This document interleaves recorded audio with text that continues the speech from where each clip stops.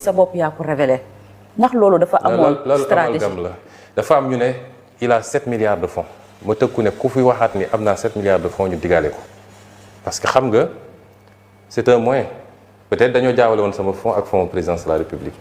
c'est moins l'existence de fonds que le fait que ñu may allouer des montants yoo xam ne man awma ko peut-être ci wax ji détaillé wu ma wala eggu ma mais des gens sont sortis ici, ils disent il a 7 milliards de fonds ba def calcul ne c'est tant par jour qu'il dépense tant par semaine qu'il dépense. Oui. C'était ça le débat. léegi lu weesu fonds politique yi am na tamit ci lu ñu la doon xaaree ci appel à candidature yi ci rationalisation yenn agence yi mu nekkoon liggéey boo tàmbali woon waaye dafa mel ni ne léegi dafa taggatémbe. dañ ma dàq balaa ma koy yeggali su ngeen seetee conseil des ministres mais ndax li nga ci am taxawaay. su ngeen seetee conseil des ministres tout le travail avait été fait pour la rationalisation des agences les services qu'il faut supprimer. Les services qu'il faut fusionner, les parrains. On avait donné rendez-vous au mois de juin pour finaliser. Malheureusement, avant le mois de juin, moi j'ai quitté là-bas. Mais l'administration est à une continuité. Qui va être Premier ministre. Je suis allé à mon secrétaire général. Donc, je sais que nous avons fait des choses qui wax dëgg yàlla bu dee ki togg dafa am urgence dem keneen mën na ñëw yàq mais le travail a été fait. mais gëm nga ne dinañ ko yàq. ça mënuma ci sori. man ci fu dama bëgg benn précision par rapport ak. parce que li ma juumul le 20 mai 2026 nga révélé woon ni am nga ay fonds yu toll ci 1 milliard 770 millions. Exactement 1 milliard 770 millions. Maintenant problème bi man foofu moo jaxase sama xel ak ñu bari ci sénégalais mooy dafa am kenn ci gouvernement bi ku génn ku ne 1 milliard 710 millions yi par trimestre la. suñu sukkandikoo ci loolu moom dafa ne par trimestre. waxul dëgg bu ma defee le calcul mooy 7 milliards 80 millions. loolu abi sénégalais bëgg nañ mu leer parce que dañ ne chaque ñetti weer da ngay demander yow 1 milliard 710 millions. waxul dëgg xoolal moi je vais vous montrer une chose gis nga lii c'est les états 2025 2026 2024 man ça c'est les états tirés du trésor le montant global à la fin mi ngi nii li ma annoncé moo fi nekk. Et vous voyez que rubrique par rubrique, à chaque fois qu'on fait une sortie, on a 10 fois de la dème. Donc c'est pas trimestriel, c'est pas mensuel, c'est même pas semestriel, c'est annuel. Désintoxication bi nekk ci dëkk bi parce que dañu toll foo xam ne man duma dem parce que ça sert à rien ngay dem naan maa ngi yóbbu nit ñi justice bis bu ne nit xëy wax lu toll ni àdduna ci Ousmane Sonko mais jaru ko parce que da nga koy may buzz te du mujj fenn dañ koy jàpp yóbbu bàyyi ko mu dem donc c'est pas la peine mais lii Cheikh Diba mooy ministre des finances je le mets au défi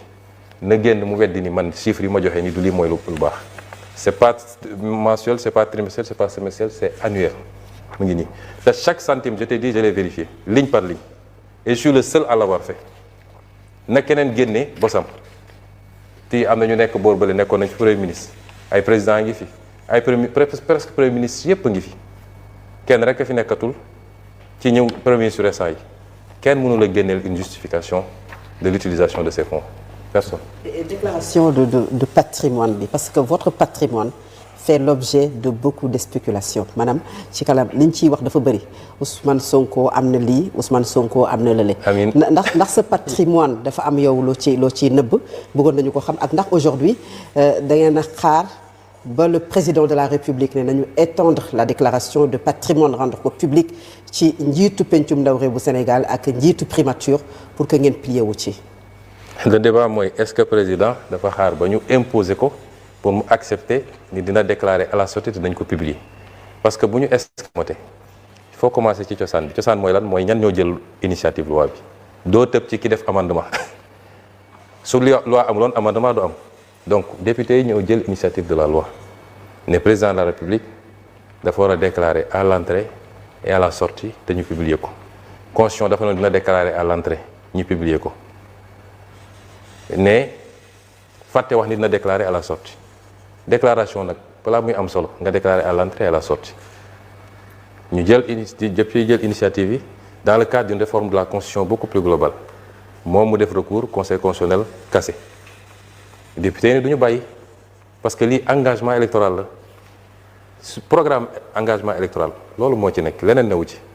wax ñu woon nit Massamba ak Mademba dañ ne woon président dina déclarer à l'entrée et à la sortie ñi reprendre ko dugal ko def ko benn article unique nga xam ne lu jafe attaqué la mu dem peut-être ci ñàkk pexe ñu ne d'accord nañu mais nañ ci dugal premier ministre et président assemblée nationale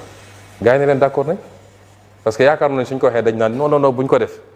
ñu ne leen d'accord nañ ci dugal sax yeneen institution yi wala sax nañu modifier loi bi ne toutes les déclarations de patrimoine dañ ko publier parce que déclaration de patrimoine dañ ko def ñaar dañu jël le président de la République parce que suñu système moo mel noonu pourquoi c'est seulement le président de la République qui prête serment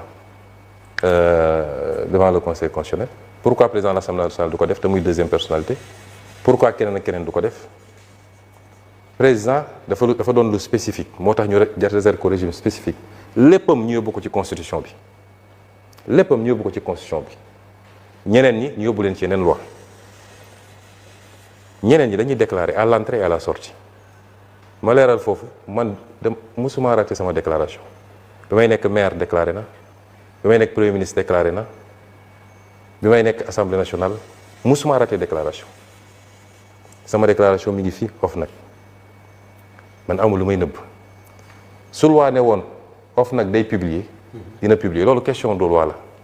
te gëm naa ni nañu modifier loi bi parce que bëri na ay yu à la pratique bëri na yoo xam ne amaana waa OFNAC ñoom seen bopp gis nañu ni problème am na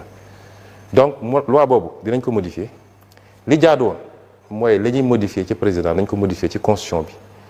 les députés étaient en train de travailler pour li ñuy modifier pour les autres ñu modifier ko ca loi wu déclaration de patrimoine pour les autres loolu moo jaadu woon mais ñoom jàppoon nañ ni bu ñu nee na ñëpp déclaré rek ñun dañ naan comme peut-être dañoo am lu ñuy nëbb nañu tëj ñu leen ay wax tout de suite d'accord nañ kon à partir de maintenant ñaari waratul am recours warul am parce que loo xam ne ñëpp dëppoo nañ ci exécutif ak majorité bi kon recours warul am président warul def recours majorité parlementaire du ko def et j'espère que opposition bi du ko def parce que gisuma ban intérêt la am pour def ko. nañ une saisine du conseil constitutionnel par le premier ministre. gisaguñu ko parce que suñu saisiree conseil constitutionnel daf may bind. ba àjjuma may jóge fii jotuma une correspondance du conseil constitutionnel mais saisine warul non loolu c'est sur les fonds spéciaux. oui les fonds spéciaux. mais c'est pas pour lii. exactement donc dama ne recours warul am te ñoom xam nañu seen i pexe même bu ñu deful recours mun nañu jaare ci yenn député opposition yi ne leen def leen recours xam nga defoon nañ ko ci sama réintégration fii mais recours warul am benn dem référendum warul am te moom président nen day dem référendum léegi yow da ngay woo peuple bi ne leen lan est-ce que d'accord ngeen man ak président assemblée ak premier ministre ñu déclarer suñu patrimoine à l'entrée et à la sortie te ñu publier ko loolu di nga ci woote référendum def ci 10 milliards ou 15 milliards. mais bu ñu dee def référendum du loolu kese peut-être y aura d'autres questions. oui mais bii lu ñu voté la ba pare yàqul beneen référendum bu ñëw mais bii voté nañ ko ba pare te sera voté à la majorité absolue donc ñaar yooyu waratul am ku ko def rek mooy yaa ngi bëgg a tappale. d'accord maintenant man sama patrimoine amuñu dara luñ ciy nëpp sama patrimoine mooy li gën a transparent xam naa ni ça fait fantasmer beaucoup de gens ndeysaan loolu ñu ngi koy wax tey su ñu ne woon OFNAC am na habilitation pour publier mon patrimoine mun nañ ko publier man amu ci problème je ne suis pas riche daanaka dara aw ma ko pauvre non plus. je suis pauvre même je suis pauvre de. nee nañ dafa bëri. dara aw ma ko man sama patrimoine ma wax la fii sama salaire moo ci nekk salaire bi ñuy fay fii ma bloqué woon ko te amoon ci yéene bu eggee benn montant ma jox ko les victimes loolu moo nekk ci sama patrimoine kër gi ma am fii cité kër góor gi yéen ñëpp xam ngeen ni dama ko joxe donation samay soxna ak samay doom dem devant notaire ñu def ko ñu dem muté ko au niveau des impôts et domaines benn kër googu laa am te signalé naa ko ci sama déclaration de patrimoine mais nekkul sama tur am naa ñaari sagaru oto yu ma déclaré man sama patrimoine loolu la aw ma ay milliards aw ma ay centaines de millions yàlla mi ma tiim loolu mooy fantasme loo nit ñi nag jàppal bàyyil Ousmane ak léegi mënoon naa ko génne d'ailleurs man publié woon naa sama déclaration de patrimoine en temps je me suis appauvri même bi ñu ma dàqee fonction publique 2016 dama publié sama patrimoine ne leen nag ku mun a génne lenn lu wuteeg li ma wax nii kenn ku ko mën a génne rek j'arrête la politique est-ce que tey ba tey kenn génne na ko. d'accord alors te li ma wax nii je les lance un défi dañu dem génne leneen lu Ousmane Sonko am bëgg naa nag am ay milliards moom wax dëgg yàlla waaye ci ngor ak njub parce que damaa bëgg a dimbale ay nit jaamu ci yàlla su ma sañoon dinaa am alal bu bëree bëri waaye yàlla mayu ma ko pour le moment. mais maa ngi dund alhamdulilah. am na ay questions yu bari yu des suñu kanam te waxtu mi ngi ñuy dàq bu baax a baax ñu bëggoon wax ci wàllu dette relation Sénégal ak FMI ak renégociation yi ñu fi annoncé woon ñoom ci wàllu yenn am yi réew mi am les ressources naturelles alors am na ñu bari ñu jàpp ne diggante Sénégal ak FMI ak Banque mondiale fan yi ñi ngi commencé di jëflante waat wala boog ñu ngi jëm ci yoonu jëflante am na jàpp ne Ousmane Sonko bokkoon na ci li nga xam ne mooy facteur de blocage lan ngay tontu ñooñu la.